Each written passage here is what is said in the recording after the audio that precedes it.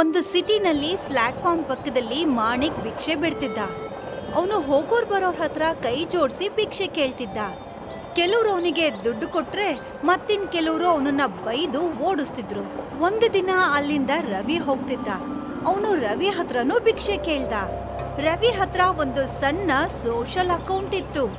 ಅದರಲ್ಲಿ ಸಾವಿರಾರು ಜನ ಫಾಲೋವರ್ಸ್ ಇದ್ರು. ಏ ಅಣ್ಣ ಅಣ್ಣ, ತಿನ್ನಕ್ಕೇನಾದ್ರೂ ಕೊಡಿ. ಹೋಗೋಗೋ, ನಿನ್ ಕೆಲ್ಸ ನೋಡು. ಅಣ್ಣ, ಬೆಳಗ್ಗೆಯಿಂದ ಏನು ತಿಂದಿಲ್ಲ. ನಾನ್ ನಿಮ್ಗೆ ಕೈ ಮುಗಿತೀನಿ, ನನಗ್ ತಿನ್ನಕ್ಕೇನಾದ್ರೂ ಕೊಡಿ. ಹೌದಾ, ನಿನಗ್ ತಿನ್ನಕ್ ಬೇಕಾ? ಒಂದ್ ವೇಳೆ ನಾನ್ ನಿಮಗೆ ತಿನ್ನಕ್ಕೇನಾದ್ರೂ ದುಡ್ಡು ಕೊಟ್ರೆ ನಾಳೆ ನೀವು ಮತ್ತೆ ಯಾರತ್ರ ಭಿಕ್ಷೆ ಬಿಡ್ತೀರಾ? ಇದನ್ನ ಬಿಟ್ಟು ನಾನ್ ಬೇರೆ ಏನ್ ಮಾಡಕ್ ಸಾಧ್ಯ? ಅಣ್ಣ, ನಾನ್ ನಿನಗೆ ಒಂದು ಮಾರ್ಗ ತೋರಿಸ್ತೀನಿ. ನೀನು ಅದ್ರಲ್ಲಿ ಹೋದ್ರೆ ನಿನಗೆ ಭಿಕ್ಷೆ ಬೇಡೋ ಅವಶ್ಯಕತೆನೇ ಇರೋದಿಲ್ಲ. ಸರಿ ಅಣ್ಣ, ನಾನು ನೀವ್ ಹೇಳಿದನ್ನ ಮಾಡ್ತೀನಿ.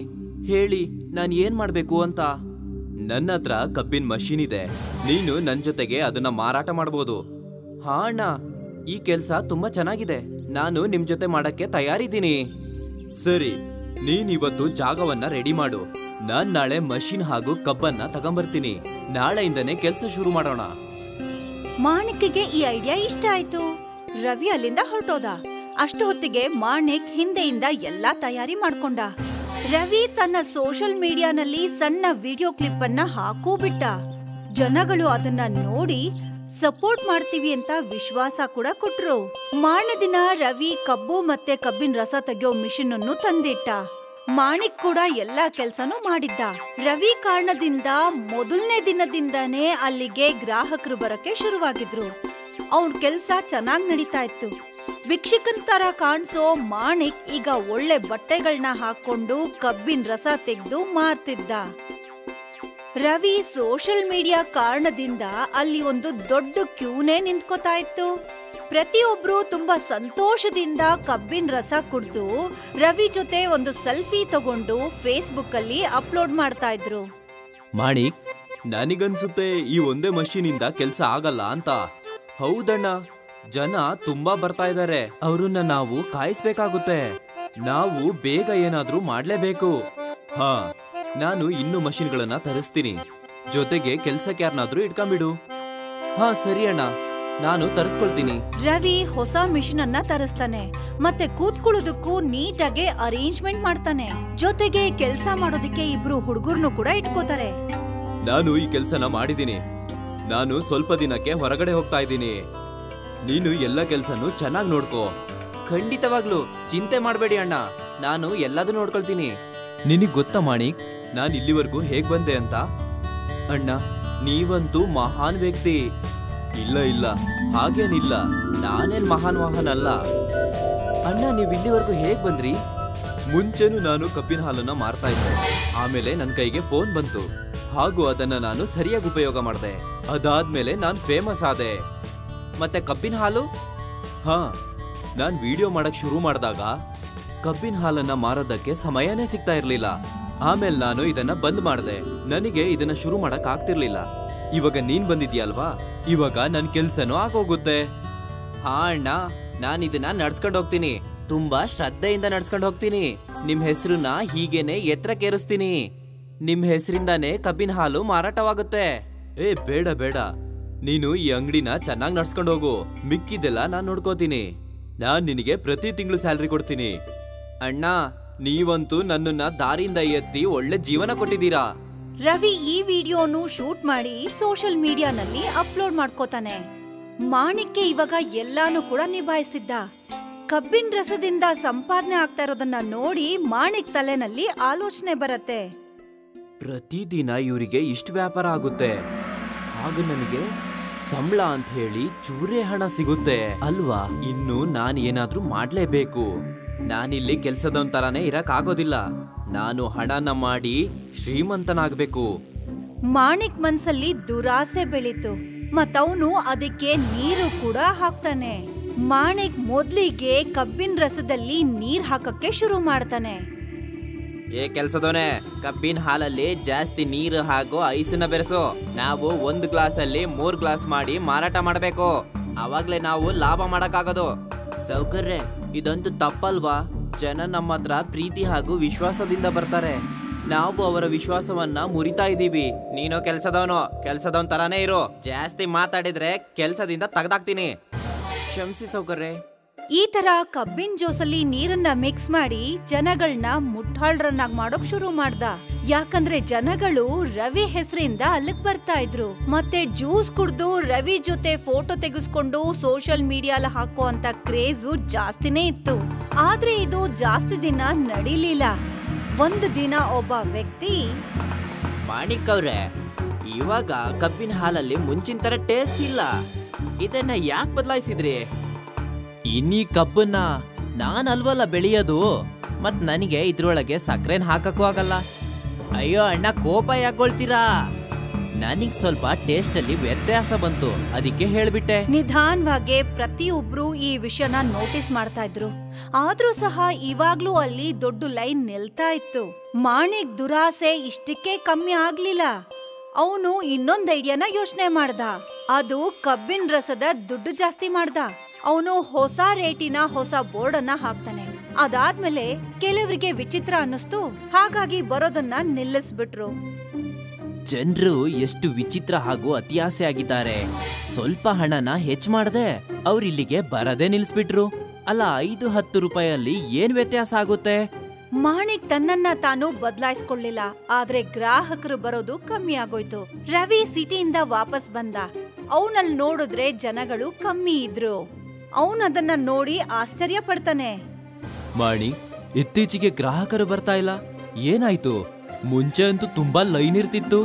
ಗ್ರಾಹಕರ ಇಷ್ಟ, ಅವ್ರು ಬರೋದು ಬಿಡೋದು, ಇದ್ರಲ್ಲಿ ನಾನೇನ್ ಮಾಡಕ್ಕಾಗುತ್ತೆ? ನೀನೀ ಹೊಸ ಬೆಲೆ ಯಾಕಿಟ್ಟೆ? ಇಷ್ಟ ಬೆಲೆ ಏರ್ಸೋದಕ್ಕೆ ಏನ್ ಅವಶ್ಯಕತೆ ಇತ್ತು? ಅವ್ರಿದನ್ನ ಇಷ್ಟ ಪಡುವಾಗ ನನಗನ್ನಿಸ್ತು ಸ್ವಲ್ಪ ಬೆಲೆ ಏರ್ಸೋಣ ಅಂತ. ನೀನ್ ನನ್ನ ಎಲ್ಲ ವ್ಯಾಪಾರವನ್ನ ಮುಳುಗಿಸ್ತಾ ಇದೀಯಾ. ಇದು ನನ್ನ ವ್ಯಾಪಾರ, ನನ್ ಕೆಲ್ಸ. ಇದ್ರಲ್ಲಿ ನೀನ್ ಯಾರು ನನಗೆ ಹೇಳೋದಕ್ಕೆ, ಕಲ್ಸೋದಕ್ಕೆ? ನನಗೇನ್ ಇಷ್ಟ ಆಗುತ್ತೋ ನಾನು ಅದನ್ನೇ ಮಾಡ್ತೀನಿ. ಈ ಎಲ್ಲ ಸೆಟಪ್ನ ನಾನ್ ಮಾಡಿದ್ದು. ನೀನ್ ಹೇಳ್ತಾ ಇದೀಯಾ ಇದೆಲ್ಲ ನಿಂದು ಅಂತ. ಹೌದು, ಇದು ನಂದೇ. ನಾನು ಪೊಲೀಸ್ನ ಕರೆಯಕ್ಕೂ ಮುಂಚೆ ನೀನ್ ಇಲ್ಲಿಂದ ಹೊರಟೋಗೋ. ನಾನು ಸೋಷಿಯಲ್ ಮೀಡಿಯಾ ಇನ್ಫ್ಲುಯೆನ್ಸರ್. ನನ್ ಫಾಲೋವರ್ಸ್ ಮೊದಲನೇ ದಿನದಿಂದನೇ ನನ್ ಎಲ್ಲಾ ಬ್ಲಾಗ್ಗಳನ್ನ ನೋಡ್ತಾ ಇದ್ದಾರೆ. ಅವರಿಗೆ ಎಲ್ಲದೂ ಗೊತ್ತು. ರವಿ ಇವಾಗ್ಲೂ ಕೂಡ ಲೈವ್ ಅಲ್ಲಿದ್ದ. ಎಲ್ರಿಗೂ ಮೋಸ ಮಾಡ್ತಿದ್ದಂತ ಮಾಣಿಕ್ ವಿಚಾರ ಎಲ್ರಿಗೂ ಗೊತ್ತಾಗೋಯ್ತು. ಸ್ವಲ್ಪ ಜನ ಬಂದು ಅದನ್ನ ನೋಡಿ ಅವನಿಗೆ ಹೊಡೆಯೋದಕ್ ಶುರು ಮಾಡಿದ್ರು. ಮಾಣಿಕ್ ತನ್ನ ಪ್ರಾಣನ ಉಳಿಸ್ಕೊಂಡು ಅಲ್ಲಿಂದ ಓಡ್ ಹೋದ. ರವಿ ಆ ಅಂಗಡಿಲ್ ಕೆಲ್ಸ ಮಾಡ್ತಿದ್ದಂತ 2 ಹುಡುಗರಿಗೂ ಆ ಅಂಗಡಿನ ಕೊಟ್ಬಿಟ್ಟ. ಆಮೇಲೆ ಅವರು ಅದನ್ನ ತುಂಬಾ ಚೆನ್ನಾಗಿ ನಡೆಸ್ತಿದ್ರು. ನಾನು ನಿಮ್ಮಿಬ್ರಿಗೆ ಈ ಅಂಗಡಿನ ಕೊಡ್ತಾ ಇದ್ದೀನಿ. ನಿಯತ್ತಾಗಿ ಇದನ್ನ ನಡ್ಸ್ಕೊಂಡು ಹೋಗ್ಬೇಕು. ನಾವಿಬ್ರು ಇದನ್ನ ನಿಯತ್ತಾಗಿ ನಡ್ಸ್ಕೊಂಡು ಹೋಗ್ತೀವಿ. ಅವರಿಬ್ರು ರವಿಗೆ ವಿಶ್ವಾಸ ಮೂಡ್ಸಿ ಅಂಗಡಿನ ತುಂಬಾ ನಿಯತ್ತಿಂದ ನಡ್ಸ್ಕೊಂಡ್ ಹೋಗ್ತಿದ್ರು. ರವಿಯ ಎಲ್ಲಾ ಫಾಲೋವರ್ಸ್ ವಾಪಸ್ ಅಂಗಡಿಗೆ ಬಂದ್ರು.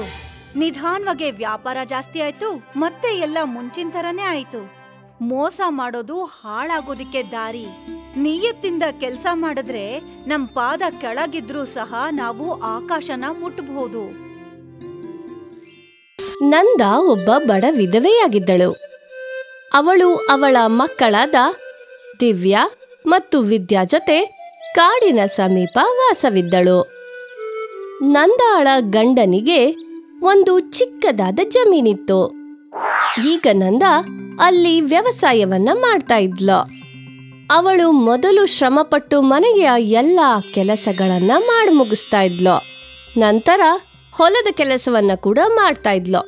ನಂದಾಳಿಗೆ ಕಬ್ಬಿನ ತೋಟವಿತ್ತು.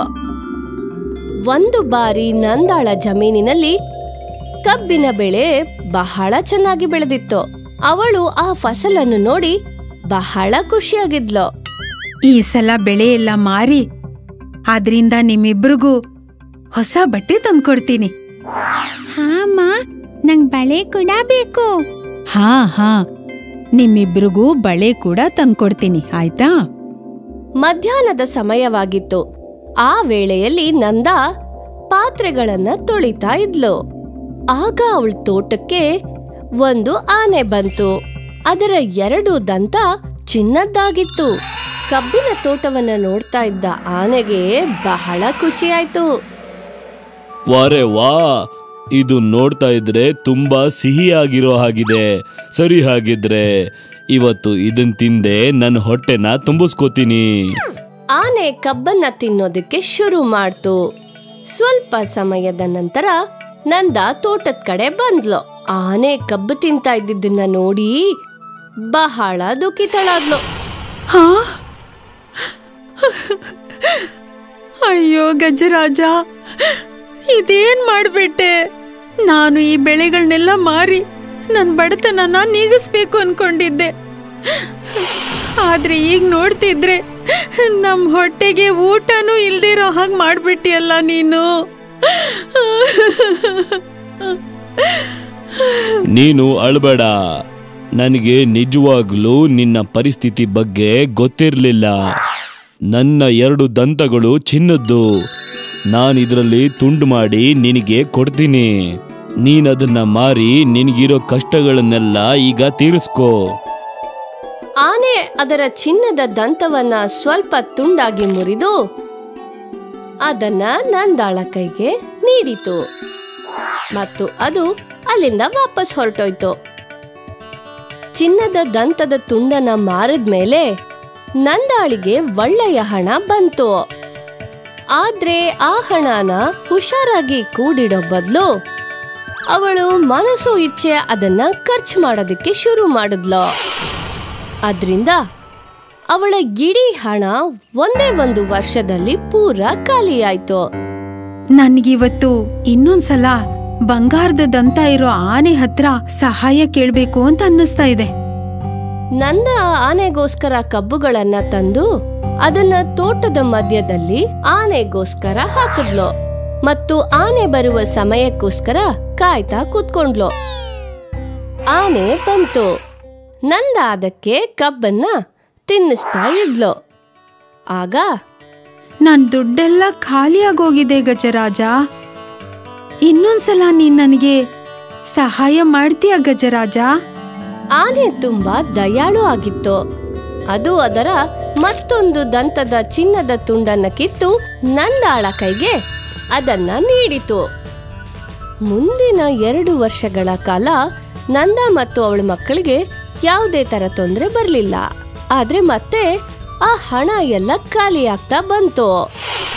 ಈ ಸರಿ ನಂದ ಹೀಗೆ ಯೋಚನೆ ಮಾಡಿದ್ಲು, ನನಗನ್ಸತ್ತೆ ಆನೆ ಈ ಸಲ ನನಗ್ ಸಹಾಯ ಮಾಡಲ್ಲ ಅಂತ. ಅದಕ್ಕೆ ಈ ಸಲ ನಾನು ಖಂಡಿತವಾಗ್ಲೂ ಅದರ 2 ದಂತಾನೂ ಕಿತ್ಕೊಂಡ್ಬಿಡ್ತೀನಿ.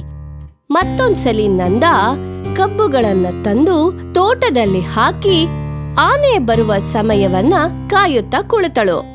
ಮತ್ತೆ ಸಂಜೆ ಆಗ್ತಾ ಇದ್ದ ಹಾಗೆ ಆನೆ ಅಲ್ಲಿಗೆ ಬಂದೇ ಬಿಡ್ತು. ಈ ಸಲ ನಂದ ಆನೆಗೆ ಕಬ್ಬನ್ನ ತಿನ್ಸೋದಕ್ಕೆ ಮುಂದೆ ಬಂದ್ಲು ಮತ್ತು ಇದ್ದಕ್ಕಿದ್ದಾಗೆ ನಂದ ಆನೆಯ 2 ದಂತಗಳನ್ನ ಹಿಡಿದು ಜೋರಾಗಿ ಕೀಳೋದಕ್ಕೆ ಪ್ರಯತ್ನ ಪಡ್ತಾ ಇದ್ಲು. ಆನೆಗೆ ಸ್ವಲ್ಪ ಗಾಬರಿ ಆಯ್ತು ಮತ್ತು ನಂದಾಳನ್ನ ಸೊಂಡಲಿನಿಂದ ಜೋರಾಗಿ ದೂರ ಎಸೆದ್ಬಿಡ್ತು. ನೀಯತ್ತಿಲ್ದೇ ಇರೋ ಹೆಣ್ಣೆ, ನಾನು ನಿನ್ಗೋಸ್ಕರ ಸಹಾಯ ಮಾಡಕ್ ನೋಡ್ದೆ, ನನ್ನ ದಂತನ ಕಡ್ದು ಕೊಡಕ್ ನೋಡ್ದೆ. ಆದ್ರೆ ನೀನು ನನ್ ಬೆನ್ನಿಗೆ ಚೂರಿ ಹಾಕೋಕ್ ಬಂದಿದ್ಯಾ. ಪ್ರಾಣಿಗಳು ಸರಿಯಾಗೇ ಹೇಳ್ತವೆ, ಮನುಷ್ಯರು ವಿಶ್ವಾಸಕ್ಕೆ ಲಾಯಕೇ ಇಲ್ಲ ಅಂತ.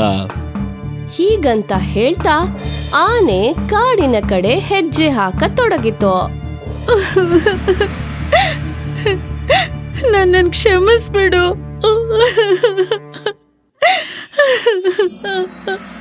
ಇಲ್ಲ, ಖಂಡಿತವಾಗ್ಲೂ ಇಲ್ಲ. ನೀನು ತುಂಬಾನೇ ಮೋಸಗಾರ್ತಿ. ಮತ್ತೆ ಇವತ್ತಿಂದ ನಾನು ಯಾವತ್ತೂ ಮನುಷ್ಯರ ಮುಂದೆಗಡೆ ಕಾಣಿಸ್ಕೊಳ್ಳೋದಿಲ್ಲ. ಮತ್ತೆ ಆನೆ ಎಂದಿಗೂ ಪಟ್ಟಣದ ಕಡೆ ತಲೆ ಹಾಕ್ಲಿಲ್ಲ, ಕಾಡನ್ನ ಹೋಗಿ ಸೇರ್ಕೊಳ್ತು. ಈ ಕಥೆಯಿಂದ ನಮ್ಗೆ ಏನ್ ತಿಳಿಯತ್ತೆ ಅಂದ್ರೆ, ನಮಗೆ ಕಷ್ಟದಲ್ಲಿ ಸಹಾಯ ಮಾಡ್ದವ್ರಿಗೆ ಅವ್ರ ಹತ್ರ ಯಾವತ್ತೂ ವಿಶ್ವಾಸಘಾತುಕ ಕೆಲಸವನ್ನ ಮಾಡ್ಲೇಬಾರ್ದು ಅಂತ. ಟಿಬೆಟಿನ ರಾಜ ಜಾದೂಗಾರ ಎನ್ ತನ್ನ ಶಕ್ತಿಗಳಿಂದ ಒಂದು ಸುಂದರವಾದ ಚಿನ್ನದಾನೆನ ಸೃಷ್ಟಿ ಮಾಡಿದ್ದ. ಎನ್ ಕಠೋರವಾದ ತಪಸ್ಸನ್ನ ಮಾಡಿ ತನ್ನಲ್ಲಿರೋ ಎಲ್ಲಾ ಶಕ್ತಿಗಳನ್ನ ಈ ಸುಂದರವಾದ ಚಿನ್ನದಾನೆಗೆ ಕೊಟ್ಬಿಟ್ಟಿರ್ತಾನೆ. ಎನ್ ಮಾಡಿದ ಆನೆ ಆಕಾಶದಲ್ಲಿ ಹಾರ್ತಿತ್ತು. ಆಮೇಲೆ ಎನ್ ಈ ಆನೆ ಮೇಲೆ ಕೂತ್ಕೊಂಡು ದೂರದ ತನಕ ಪ್ರಯಾಣ ಮಾಡ್ತಿದ್ರು. ಎನ್ ಮಾಡಿದ್ದಿ ಚಿನ್ನದಾನೆ ಬರೀ ಎನ್ ಕೊಟ್ಟಿದ್ದ ಆದೇಶನ್ ಮಾತ್ರ ಪಾಲಿಸ್ತಾ ಇತ್ತು. ಆಮೇಲೆ ದುಷ್ಟ ಜಾದೂಗಾರಗಳಿಗೆ ಮತ್ತೆ ಮಾಟಗಾತಿಗೆ ಈ ಚಿನ್ನದಾನೆ ತುಂಬಾ ಅಪಾಯವಾಗಿತ್ತು. ಈ ಚಿನ್ನದಾನೆನ ಸೋಲ್ಸೋಕೆ ಇಬ್ರು ದುಷ್ಟ ಜಾದೂಗಾರಗಳು ಮತ್ತೆ ಒಂದು ಮಾಟಗಾತಿ ಒಟ್ಟಾಗಿದ್ರು. ಒಂದು ಉಪಾಯ ಮಾಡಕ್ಕೆ ಶುರು ಮಾಡಿದ್ರು. ಈ ಚಿನ್ನದ ಆನೆ ತುಂಬಾನೇ ಬಲಿಷ್ಠವಾಗಿದೆ, ಆದ್ರೆ ನಾವಿದನ್ನ ಸೋಲಿಸ್ಲಿಲ್ಲ ಅಂದ್ರೆ ಇದು ನಮ್ಮನ್ನ ಸಾಯಿಸ್ಬಿಡುತ್ತೆ. ನಾನು ಬೇರೆ ರೀತಿನೇ ಯೋಚನೆ ಮಾಡ್ತಾ ಇದ್ದೆ. ಈ ಚಿನ್ನದ ಆನೆ ಹತ್ರ ಜಾದೂಯನ್ನ ಎಲ್ಲಾ ಶಕ್ತಿಗಳು ಇವೆ. ಏನ್ ಹೇಳ್ತೀರಾ? ನಾವೇನಾದ್ರೂ ಈ ಚಿನ್ನದ ಆನೆನ ನಮ್ ಕೈವಶ ಮಾಡ್ಕೊಂಡ್ರೆ ಏನ್ ಹೇಳ್ತೀರಾ ನೀವು? ಆಗ ಇಡೀ ಟಿಬೆಟ್ನ ನಮ್ ಕಂಟ್ರೋಲ್ಗೆ ತಗೋಬಹುದು ನಾವು. ಆದ್ರೆ ಈ ಚಿನ್ನದ ಆನೆನ ನಾವ್ ಹೇಗ್ ಕಂಟ್ರೋಲ್ ತಗೊಳಕಾಗತ್ತೆ? ನಮಗಿದ್ರಲ್ಲಿ ಸಹಾಯ ಮಾಡಕ್ಕಾಗೋದು ಗಾಜಿನ ಬಾಟ್ಲಿನ ಗುಲಾಮನಿಗೆ ಮಾತ್ರ. ಆದ್ರೆ ಈ ಬಾಟಲ್ನ ಗುಲಾಮ ಸಿಗೋದಾದ್ರೂ ಎಲ್ಲಿ? ಅದು ನನಗ್ ಗೊತ್ತು. ನಡೀರಿ ನನ್ ಜೊತೆ. ಆ ಮಾಟಗಾತಿ ಜಾದೂ ಮಾಡಿದ ತಕ್ಷಣ 3 ಜನನು ಒಂದ್ ಕೆರೆ ಹತ್ರ ಬಂದು ನಿಂತ್ಕೊಂಡ್ರು. ಇದೇ ಆ ಸರೋವರ. ಇಲ್ಲಿ ಆ ಗಾಜಿನ ಬಾಟ್ಲಿನ ಗುಲಾಮ ಇರ್ತಾನೆ. ನಾನು ಈಗ್ಲೇ ಅವನನ್ನ ಹುಡುಕ್ತೀನಿ. ಮೊದಲನೇ ಜಾದೂಗಾರ ತನ್ನ ಜಾದೂವಿನ ಕೋಲನ್ನ ತಿರುಗಿಸಿ ಅದನ್ನ ನೀರಿಗೆ ಎಸೆದ ತಕ್ಷಣ ಅದು ನೀರೊಳಗಡೆ ಹೊರಟೋಯ್ತು. ಆಮೇಲೆ ಆ ನೀರಿನ ಮೇಲೆ ಜೋರಾಗಿ ಅಲೆಗಳು ಬಂದು ಆ ಕೋಲು ಮತ್ತೆ ಶೀಶ ಹೊರಗಡೆ ಬಂತು. ಇದನ್ನ ನೋಡಿ 3 ಜನನು ತುಂಬಾ ಖುಷಿ ಪಟ್ರು. ಎರಡನೇ ಜಾದೂಗಾರ ಆ ಶೀಶಾನ ತೆಗೆದ ತಕ್ಷಣ ಅದ್ರ ಒಳಗಿಂದ ಒಬ್ಬ ಸೇವಕ ಆಚೆ ಬಂದ. ಕಳೆದ 200 ವರ್ಷ ಆದ್ಮೇಲೆ ನನ್ಗೀಗ ಸ್ವತಂತ್ರ ಸಿಕ್ಕಿದೆ. ನನಗೆ ಖುಷಿ ಆಗ್ತಾ ಇದೆ. ಈಗ ಹೇಳಿ, ನೀವು ನನಗೆ ಯಾಕೆ ಸ್ವಾತಂತ್ರ್ಯ ಕೊಟ್ಟಿದ್ದು ಅಂತ? ನೀನೀಗ ನಮ್ಗೇನಾದ್ರೂ ಸಹಾಯ ಮಾಡಿದ್ರೆ ನಿನಗೆ ಈ ಬಾಟ್ಲಿನಿಂದ ಹೊರಗ್ ಬರೋದಕ್ಕೆ ಮತ್ತು ಮುಕ್ತಿ ಸಿಗೋದಕ್ಕೆ ಸಹಾಯ ಮಾಡ್ತೀವಿ. ಹೇಳಿ, ನನ್ಗೆ ಸ್ವತಂತ್ರ ಸಿಗ್ಬೇಕು ಅಂದ್ರೆ ನಾನು ಏನ್ ಮಾಡ್ಬೇಕು ಅಂತ ಹೇಳಿ. ನಿನಗೆ ಸ್ವತಂತ್ರ ಸಿಗ್ಬೇಕು ಅಂದ್ರೆ ನೀನು ನಮಗೋಸ್ಕರ ಒಂದು ಆನೆನ ನಮ್ಮ ದಾರಿಗೆ ಬರೋ ಹಾಗೆ ಮಾಡ್ಬೇಕು. ಇದು ತುಂಬಾ ಕಷ್ಟವಾದ ಕೆಲ್ಸ, ಆದ್ರೆ ನನ್ನ ಸ್ವತಂತ್ರಕ್ಕೋಸ್ಕರ ನಾನು ನಿಮ್ಗೆ ಹೆಲ್ಪ್ ಮಾಡೋದಕ್ಕೆ ಒಪ್ಕೋತೀನಿ, ಖಂಡಿತವಾಗ್ಲೂ. ಆ ಸೇವಕ ಎಲ್ಲಾರ್ಗೂ ಒಂದು ದಾರಿ ತೋರಿಸ್ದ. ಆಮೇಲೆ ಎಲ್ಲರೂ ನಗೋಕ್ ಶುರು ಮಾಡಿದ್ರು. 3 ದಿನಗಳಾದ್ಮೇಲೆ ಹುಣ್ಣಿಮೆ ರಾತ್ರಿ ಆ 2 ಜಾದೂಗಾರಗಳು ಮತ್ತೆ ಮಾಟಗಾತಿ ಕೂತ್ಕೊಂಡು ತಪಸ್ಸನ್ ಮಾಡಕ್ ಶುರು ಮಾಡಿದ್ರು. ಆಮೇಲೆ ಇಲ್ಲಿ ಗಾಢವಾಗಿ ಆರಾಮಾಗಿ ನಿದ್ದೆ ಮಾಡ್ತಾ ಇದ್ರು. ಆ ಶೀಶದೊಳಗಡೆ ಇರೋ ಸೇವಕ ಆಚೆ ಬಂದು ಆಮೇಲೆ ಅವನು ನೋಡ್ತಾ ಕಾಯೋದಕ್ ಶುರು ಮಾಡ್ದ. ಈ 3 ಮಾಡ್ತಿದ್ದ ತಪಸ್ಸಿನ ಕಾರಣ ಒಳಗಡೆಯಿಂದ ಆ ಚಿನ್ನದ ಆನೆ ಹೊರಗಡೆ ಬರಕ್ ಶುರುವಾಯ್ತು. ಆ ಆನೆ ನಿಂದ ಹೊರಗಡೆ ಬಂದಿದ್ ಕೂಡ್ಲೆ ಆ ಸೇವಕ ತನ್ನ ಶೀಶಾನ ತೆಗೆದು ಆನೆನ ಬಂಧನೆ ಮಾಡ್ಬಿಟ್ಟ. ಆಮೇಲೆ ಜೋರಾಗಿ ನಗಕ್ ಶುರು ಮಾಡ್ದ.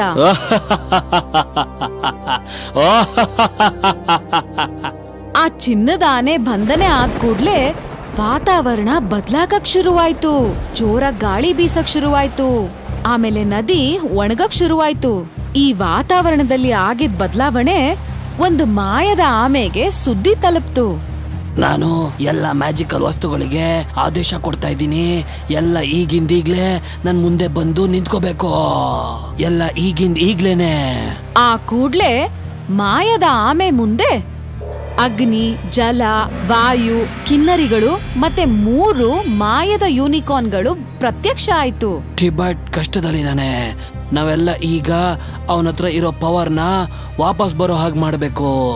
ಆ ರಾಕ್ಷಸರು ಅವನ್ನ ಕಿಡ್ನಾಪ್ ಮಾಡಿದ್ದಾರೆ ಮತ್ತೆ ಅವನ ಹತ್ರ ಇರೋ ಪವರ್ನೆಲ್ಲ ಕಿತ್ಕೊಂಡು ಅವನನ್ನ ಹೊಡೆದಾಕ್ಬಿಡ್ತಾರೆ. ನಾವು ಈಗ್ಲಿಂದೀಗ್ಲೇ ಹೋಗಿ ಅವನ ಹತ್ರ ಇರೋ ಪವರ್ನೆಲ್ಲ ಅವನಿಗೆ ವಾಪಸ್ ಬರೋ ಹಾಗೆ ಮಾಡ್ಬೇಕು. ಆ ಮಾಯದ ಆಮೆ ಜೊತೆ ಎಲ್ಲಾ ಒಳ್ಳೆ ಮಾಯದ ಜೀವಿಗಳು ಕಾಡಲ್ ಹೋಗಕ್ಕೆ ಶುರು ಮಾಡಿದ್ರು. ಆದ್ರೆ ಇಲ್ಲಿ ಆ 4 ದುಷ್ಟ ಜೀವಿಗಳು ತಮ್ಮ ಗೆಲುವನ್ನ ಆಚರಿಸ್ತಾ ಇದ್ರು. ಆಮೇಲೆ ಆ ಒಳ್ಳೆ ಜಾದೂ ಜೀವಿಗಳನ್ನು ನೋಡಿ ಇವ್ರಿಗೆಲ್ಲ ಭಯ ಆಯ್ತು. ಆಮೇಲೆ ಶುರುವಾಯ್ತು ದುಷ್ಟ ಮತ್ತು ಒಳ್ಳೆ ಜಾದೂಗಾರಗಳ ಯುದ್ಧ. ಆ ದುಷ್ಟ ಜಾದೂಗಾರಗಳು ಮತ್ತೆ ಆ ಮಾಟಗಾತಿ ಹತ್ರ ಇದ್ದಿದ್ದ ಶಕ್ತಿಗಳೆಲ್ಲ ಉಪಯೋಗಿಸ್ಬಿಟ್ರು. ಆಮೇಲೆ ಆ ಶೀಶದೊಳಗಡೆ ಇರೋ ಆ ಸೇವಕ ಮಾಯದ ಆಮೆ ಮೇಲೆ ಆಕ್ರಮಣ ಮಾಡ್ಬಿಟ್ಟ. ತುಂಬಾ ಸಮಯದವರೆಗೂ ಈ ಭಯಂಕರವಾದ ಯುದ್ಧ ನಡೀತಾನೇ ಇತ್ತು. ಅಂತ್ಯದಲ್ಲಿ ಒಳ್ಳೆ ಜಾದೂಗಾರಗಳ ಶಕ್ತಿ ದುಷ್ಟ ಜಾದೂಗಾರಗಳ ಮೇಲೆ ಪರಿಣಾಮ ಬೀಳಕ್ ಶುರು ಮಾಡ್ತು. ಒಳ್ಳೆ ಜಾದೂಗಾರಗಳು ದುಷ್ಟ ಜಾದೂಗಾರಗಳನ್ನ ಭಸ್ಮ ಮಾಡ್ಬಿಟ್ರು. ಯುದ್ಧ ಆದ್ಮೇಲೆ ಆ ಮಾಯದ ಆಮೆ ಚಿನ್ನದ ಆನೆನ ಬಿಡುಗಡೆ ಮಾಡಿದ್ರು. ಚಿನ್ನದ ಆನೆ ಬಿಡುಗಡೆ ಆಗ್ತಿದ್ದ ಹಾಗೆ ಮತ್ತೆ ವಾತಾವರಣ ನಿರ್ಮಲವಾಗೋಯ್ತು. ಹೂಗಳು ಹರಡೋಕ್ ಶುರುವಾಯ್ತು. ಶೀತಲವಾದ ಗಾಳಿ ಬೀಸೋಕ್ ಶುರುವಾಯ್ತು. ಇದನ್ನೆಲ್ಲ ನೋಡಿ ಒಳ್ಳೆ ಜೀವಿಗಳು ತುಂಬಾ ಖುಷಿ ಪಟ್ರು. ಮತ್ತೆ ವೃದ್ಧವಾಗಿರೋ ದೇಹದಲ್ಲಿ ಜೀವ ಬಂತು. ಎಲ್ಲ ಮುಂಚಿನ ಹಾಗೆ ನಿರ್ಮಲವಾಗೋಯ್ತು. ಈ ಕಥೆಯಿಂದ ಏನ್ ಸಾಬೀತಾಯ್ತು ಅಂದ್ರೆ ಒಳ್ಳೆತನದಿಂದ ಯಾವಾಗ್ಲೂ ಗೆಲುವನ್ನ ಪಡಿಬಹುದು ಅಂತ.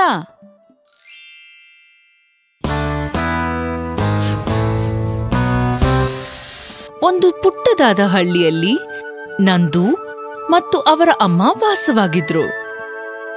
ನಂದು ಅವರ ತಂದೆ ಮೃತಪಟ್ಟಿದ್ರು. ನಂದು ಅವರ ತಾಯಿ ಇಡೀ ದಿನ ಹೊಲದಲ್ಲಿ ಬೆಳಿಗ್ಗೆ ರಾತ್ರಿ ಎನ್ನದೆ ತನಗೆ ಹಾಗೂ ತನ್ನ ಮಗನ ಹೊಟ್ಟೆ ತುಂಬಿಸೋದಕ್ಕೋಸ್ಕರ ಕೆಲಸ ಮಾಡ್ತಾ ಇದ್ರು.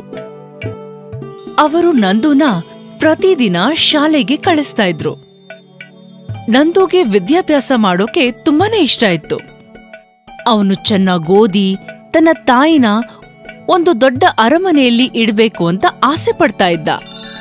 ಹಾಗೆ ಅವರ ಜೀವನ ಸಂತೋಷವಾಗಿರ್ಬೇಕು ಅಂತ ಆಸೆ ಪಟ್ಟ. ಹಾಗೆ ಅವನು ತಮ್ಮ ಶಿಕ್ಷಕರ ಪ್ರೀತಿ ಪಾತ್ರರಾಗಿದ್ದ. ನಿನ್ನೆ ಹೇಳ್ಕೊಟ್ಟ ಕವಿತೆನ ಯಾರು ಹೇಳ್ತೀರಾ ಈಗ? ಇಡೀ ಕ್ಲಾಸಲ್ಲಿ ಯಾವುದೇ ಪ್ರಶ್ನೆ ಕೇಳಿದ್ರು ಅಲ್ಲಿ ನಂದುಗ್ ಮಾತ್ರ ಉತ್ತರ ಗೊತ್ತಿರ್ತಿತ್ತು. ಹಾ ನಂದು, ಹೇಳು.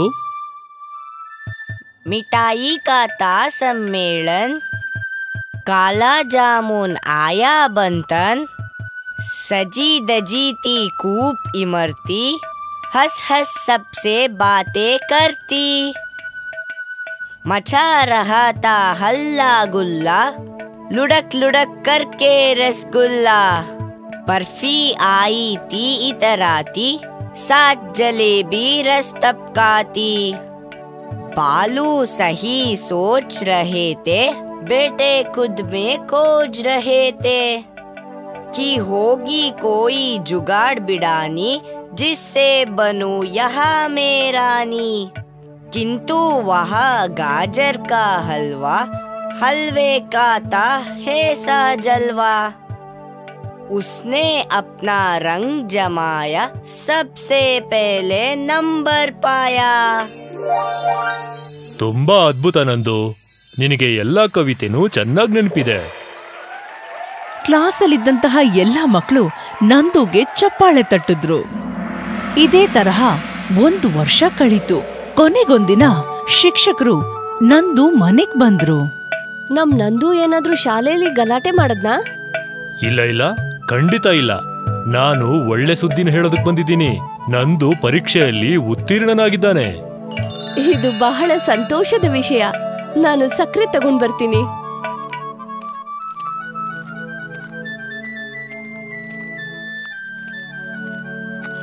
ಅವರ ತಾಯಿ ಶಿಕ್ಷಕರಿಗೆ ಸಕ್ರೆನ ಕೊಟ್ರು. ಹಾಗೆ ನಂದುಗೆ ಸಕ್ರೆನ ತಿನ್ಸಿದ್ರು.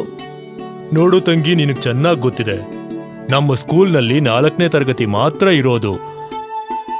ನಂದು ಈಗ 4ನೇ ತರಗತಿನ ಪಾಸ್ ಆಗಿದ್ದಾನೆ. ಈಗ ಮುಂದೆ ಓದ್ಬೇಕು ಅಂದ್ರೆ ನಂದು ನಮ್ಮೂರಿಂದ 5 ಕಿಲೋಮೀಟರ್ ದೂರ ಹೋಗ್ಬೇಕಾಗತ್ತೆ. 5 ಕಿಲೋಮೀಟರ್ಗಳು? ಆದ್ರೆ ಗುರೂಜಿ, ಅವನು ಒಬ್ಬನೇ ಇಷ್ಟು ದೂರ ಹೇಗೆ ಹೋಗಕ್ ಸಾಧ್ಯ? ಆದ್ರೂ ಅವನು ಇನ್ನೂ ಚಿಕ್ಕ ಹುಡುಗ ಪಾಪ. ನಿಮ್ಮ ತೊಂದ್ರೆ ನನ್ಗೆ ಅರ್ಥ ಆಗತ್ತೆ. ಆದ್ರೆ ನಂದು ತುಂಬಾ ಒಳ್ಳೆ ಓದ್ಗಾರ. ಅವನ ಶಿಕ್ಷಣವನ್ನ ನಿಲ್ಲಿಸ್ಬೇಡಿ. ಮತ್ ಹೇಗಿದ್ರು ನಮ್ಮೂರಿಂದ ಸೈಕಲ್ನಲ್ಲಿ ಎಷ್ಟೋ ಜನ ಓದೋದಕ್ ಹೋಗ್ತಾರಲ್ವಾ? ಆದ್ರೆ ನನ್ ಬಳಿ ಸೈಕಲ್ ಖರೀದಿ ಮಾಡೋದಕ್ಕೆ ಹಣ ಇಲ್ಲ. ನನಗ್ ಚೆನ್ನಾಗ್ ಗೊತ್ತಿದೆ. ನನ್ನ ಮಗನ ಸೈಕಲ್ನ ನಂದು ಕೊಟ್ಬಿಡ್ತೀನಿ. ಹೇಗಿದ್ರು ನನ್ನ ಮಗ ದೊಡ್ಡವನಾಗ್ಬಿಟ್ಟಿದ್ದಾನೆ. ಈಗ ಅವನು ಸೈಕಲ್ನ ಓಡಿಸೋದಿಲ್ಲ. ಏನು, ನನ್ನ ಹತ್ರ ಸೈಕಲ್ ಇರುತ್ತಾ? ಅರೇ ವಾ! ಹಾ, ನೀನೀಗ ಸೈಕಲ್ ಓಡಿಸೋದನ್ನ ಕಲ್ತ್ಕೋಬೇಕು. ನನಗೆ ಬರುತ್ತೆ ಗುರುಜಿ. ತುಂಬಾ ಒಳ್ಳೇದು. ಹಾಗಾದ್ರೆ ನಿನ್ನ ಸ್ಕೂಲಲ್ಲಿ ದಾಖಲಿಸ್ಬಿಟ್ಟು ಬರ್ತೀನಿ. ಈಗ ನಂದು ಸಂತೋಷಕ್ಕೆ ಪಾರವೇ ಇರ್ಲಿಲ್ಲ. ಅವನು ಸೈಕಲ್ ಅಂತ ಹೇಳಿ ಓಡಿಸ್ತಿದ್ದ. ಟ್ರಿಂಗ್ ಟ್ರಿಂಗ್ ಮಾ, ನನ್ ಸೈಕಲ್ ಬರ್ತಿದೆ, ಸೈಡ್ಗೋಗು. ಟ್ರಿಂಗ್ ಟ್ರಿಂಗ್ ಟ್ರಿಂಗ್ ಟ್ರಿಂಗ್, ನನ್ ಸೈಕಲ್ ಗಾಳಿಲ್ ತೇಲುತ್ತೆ. ವಾವ್, ಟ್ರಿಂಗ್ ಟ್ರಿಂಗ್ ಟ್ರಿಂಗ್ ಟ್ರಿಂಗ್. ಇದೇ ತರಹ ನಂದು ತನ್ನ ಸೈಕಲ್ ಮೇಲೆ ಕುತ್ಕೊಂಡು ಒಂದೂರಿಂದ ಇನ್ನೊಂದು ಊರಿಗೆ ಸವಾರಿ ಮಾಡ್ತಿದ್ದ. ಒಂದಿನ ತುಂಬಾನೇ ಬಿಸಿಲಿತ್ತು. ನಂದು ತನ್ನ ಸೈಕಲ್ ಮೇಲೆ ಕುತ್ಕೊಂಡು ತನ್ನ ಊರಿಗೆ ಹಿಂತಿರುಗ್ತಿದ್ದ. ಹಾಗೆ ಸೈಕಲ್ನ ನಿಲ್ಲಿಸಿ ನೀರ್ ಕುಡಿಬೇಕು ಅಂತ ಅನ್ಕೊಂಡ. ಹಾ, ಸ್ವಲ್ಪ ನೀರ್ ಕುಡಿಯೋಣ. ನಂದು ತನ್ನ ಬಾಟಲಿಂದ ನೀರನ್ನ ಕುಡಿತಿರ್ಬೇಕಾದ್ರೆ ಇದ್ದಕ್ಕಿದ್ದಾಗೆ ಅವನ ಗಮನ ಒಂದು ಜೀವ ಇಲ್ದಿರೋ ಗಿಡದ ಮೇಲ್ ಬಿತ್ತು. ಅರೆ, ಇದೇನು ಈ ಗಿಡ ಫುಲ್ಲು ಒಣಗೋಗ್ತಿದೆ. ತನ್ನ ಬಾಟ್ಲಲ್ಲಿದ್ದ ನೀರನ್ನ ನಂದು ಅದ್ರ ಮೇಲ್ ಸುರ್ದ. ಆಗ ಆ ಗಿಡಕ್ಕೆ ಜೀವ ಬಂದು ಅದರಿಂದ ಒಂದು ಚಿಕ್ಕದಾದ ಪರಿ ಆಚೆ ಬಂದ್ಲು. ಧನ್ಯವಾದಗಳು ನಂದು. ಪರಿ ತನ್ನ ಜಾದುವಿನ ಕಡ್ಡಿಯನ್ನ ಅಲ್ಲಾಡ್ಸಿ ನಂದು ಸೈಕಲ್ ಜಗಮಗಿಸುವ ಹಾಗೆ ಮಾಡಿದ್ರು. ಹಾಗೆ ಸೈಕಲ್ಗೆ ರೆಕ್ಕೆ ಕೂಡ ಬಂತು. ಏನಿದು? ಹಾ, ನಾನೇನ್ ನಿಜವಾಗ್ಲೂ ಕನ್ಸೇನ್ ಕಾಣ್ತಿಲ್ಲ ತಾನೆ? ಇಲ್ಲ ನಂದು, ಇದು ನಿನ್ನ ಸೈಕಲ್ಲೇ. ಈಗ ನೀನು ಕೂಡ ನಂತರ ಹಾರಬಹುದು. ನಂದು ತನ್ನನ್ನ ತಾನು ಗಿಂಡ್ಕೊಂಡ. ಹಾ, ಇದು ನಿಜ. ನನ್ ಸೈಕಲ್ಗೆ ರೆಕ್ಕೆ ಬಂದಿದೆ. ಹಾಗಾದ್ರೆ ನಾನು ಕೂಡ ಹಾರ್ಬೋದು. ಧನ್ಯವಾದಗಳು ಪರಿ. ರೆಕ್ಕೆ ಬಂದಂತಹ ಸೈಕಲ್ನ ತಗೊಂಡು ನಂದು ಖುಷಿಯಾಗಿ ಹಾರೋಕೆ ಶುರು ಮಾಡ್ದ. ಇದನ್ನ ನೋಡ್ತಾ ಇದ್ದ ಪರಿ ತುಂಬಾನೇ ಸಂತೋಷ ಪಟ್ಲು. ಹೋ ಹೋ, ಇದು ತುಂಬಾನೇ ಚೆನ್ನಾಗಿದೆ. ಇನ್ಮೇಲಿಂದ ನಾನು ಇಷ್ಟೊಂದು ಕಷ್ಟ ಪಡ್ಬೇಕೇ ಆಗಿಲ್ಲ. ನಾನ್ ಹಾರ್ಕೊಂಡು ಎಲ್ ಬೇಕಾದ್ರೂ ಹೋಗ್ಬೋದು. ನಂದು ಸಂತೋಷಕ್ಕೆ ಈಗ ಪಾರವೇ ಇರ್ಲಿಲ್ಲ. ಹೀಗೆ ಆಕಾಶದಲ್ಲಿ ಅವನು ಹಾರ್ತಾ ಹಾರ್ತಾ ಸ್ವಲ್ಪ ಹೊತ್ತಿನ ನಂತರ ಅವನು ತನ್ನ ಮನೆಗೆ ಬಂದಿಳಿದ. ಅಮ್ಮ ಅಮ್ಮ, ನೋಡಿ, ನಾನು ಹಾರ್ಬೋದು. ನಂದು ತಾಯಿ ಕೂಡ ಇದನ್ನ ನೋಡಿ ಆಶ್ಚರ್ಯಚಕಿತರಾದರು. ಅಯ್ಯೋ ದೇವ್ರೆ, ಬನ್ನಿಮ್ಮ, ನಿಮ್ಮನ್ನು ಆಕಾಶದಲ್ಲಿ ಸವಾರಿ ಕರ್ಕೊಂಡು ಹೋಗ್ತೀನಿ. ನಂದು ಅವರ ತಾಯಿ ನಂದು ಹಿಂದೆ ಕುತ್ಕೊಂಡ್ರು. ಹಾಗೆ ಅವರಿಬ್ರು ಸೈಕಲ್ ಮೇಲೆ ಕುತ್ಕೊಂಡು ಆಕಾಶದಲ್ಲಿ ಸವಾರಿ ಕೂಡ ಮಾಡಿದ್ರು. ಇದೇ ರೀತಿ ನಂದು ಅವರ ತಾಯಿನ ಆಕಾಶದಲ್ಲಿ ಸವಾರಿ ಕೂಡ ಮಾಡಿಸ್ದ. ಇದೇ ರೀತಿ ಚೆನ್ನಾಗಿ ಓದಿ ಅವನು ಒಳ್ಳೆ ಪರಿಶ್ರಮದಿಂದ ತನ್ನ ತಾಯಿಗೆ ಸುಖ ಸಂಪತ್ತನ್ನು ಅನುಭವಿಸೋ ಹಾಗೆ ಮಾಡ್ದ. ಇಂಥ ಒಂದು ದಿನ ಬರುತ್ತೆ ಅಂತ ಅವರ ತಾಯಿ ಊಹೆ ಕೂಡ ಮಾಡಿರ್ಲಿಲ್ಲ.